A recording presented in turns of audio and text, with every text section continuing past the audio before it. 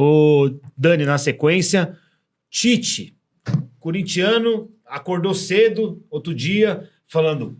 O homem tá chegando. Vai voltar. Vou pro Parque São Jorge. Graças a Deus, Coringão vai voltar. Vai tocar a sirene, eu gostava da sirene. Aí ele teve um problema mental. Vai tocar a sirene, a hora que a gente tudo. viu, não veio. Tava fechado? Olha, a informação que eu tenho do Fabinho, tava fechado. Inclusive, eu tava aguardando para encontrar o Fabinho e o Tite. Era 8 horas da manhã a reunião na casa do Fabinho mesmo, inclusive. Né? Ia ser na casa do Fabinho Soldado. Principalmente para não dar exposição na imprensa, para tratar as questões contratuais ali. O Tite, segundo o Fabinho, já queria dar treino à tarde. Mudou o horário do treino de manhã para a tarde. E aí ele desse treino à tarde. Né? Então, falo para você que o Fabinho tinha feito toda a negociação encaminhada nesse sentido. Mas já tinha rodado o contrato? Não tinha rodado o contrato. Não tinha rodado? Não. Negociação comercial, verbal, e o Tite, o filho dele, o Matheus, já tinha se preparado para vir, tudo. E, evidentemente, o Fabinho falou para mim, me ligou às 7 horas da manhã, falando assim, o Matheus me ligou aqui, chorando e dizendo que não vai poder vir porque aconteceu algo com o pai dele. Essa informação que eu tenho só, e cancelou-se a reunião. Foi isso. Mas até a mudança do treino tinha acontecido. Você chegou a sair da tua casa ou estava na tua casa ainda?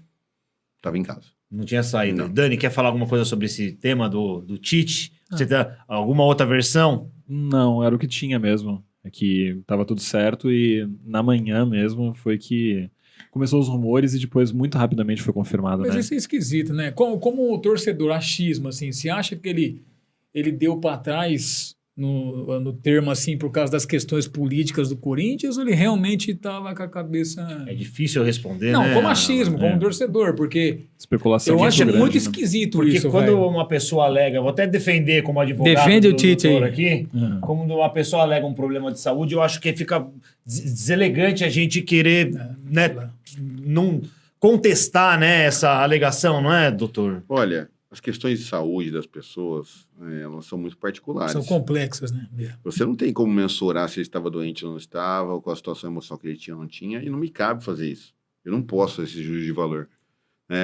Eu tenho que ter responsabilidade como um trabalhador. O técnico de futebol, ele é um trabalhador, né? Como Certo. qualquer outro. Certo, A diferença é que ele tem uma remuneração muito maior e tudo E bem. uma exposição muito Sim. maior e nos principais clubes, né? Porque se você for pegar 90 e tantos % dos Aí treinadores... mas Isso faz com que a questão psicológica se agrave também, evidentemente, se você tem qualquer gatilho, a pressão, vir para cá é muita pressão. Não adianta a gente dizer que não, o Corinthians, assim, é uma máquina de sugar a gente, né? Tritura as pessoas. E para ele seria menos, mas também teria, Mas né? Porque não ele é tem jeito, ídolo. é seria o uma resultado. pressão. Cara, assim, o que eu falo, né? O grande ponto. O Tite criou aquele esquema humano, na verdade, aquele 4-3-3 lá no Corinthians, lá em 2008, né? Que você tinha os pontas abertas. 2008, 2009. E depois, em 2009, veio montando, vieram peças. Mas isso tá demais aqui, desculpa, gente. Que é isso, tranquilo. Imagina. Eu coloquei aqui no... Não, 2009 era humano, né? Era humano. E aí você tinha aquele esquema, e esse esquema parece que se perpetuou no Corinthians, né? Ninguém muda o esquema. assim É uma coisa doida. Quem tentou foi o outro lá, o Thiago... Do rock and roll? É, do rock and roll, esse aí.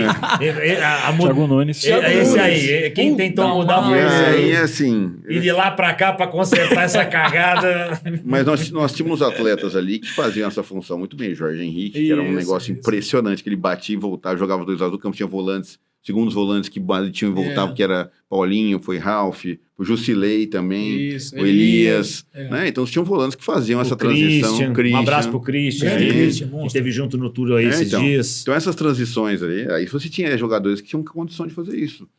Nem sempre a gente tem esse tipo de jogador. Deu uma né? olhadinha lá. Então, você diz o seguinte, Tite ia pegar uma situação também bastante complexa, né? Você está com um elenco curto, essa é a verdade, tem um elenco curto, se você pegar o elenco de 31 de dezembro de 23, é um elenco bastante envelhecido, né? Um elenco que tinha peças ali, o Corinthians apostou muito em trazer os ídolos de volta, né? E aí a formação da base também foi importante quando o Luxemburgo começou a lançar os atletas, mas já saiu vendendo também porque precisava de dinheiro, né? Então essa transição teve um buraco aí, né? Você tem um buraco aí de atletas para você subir.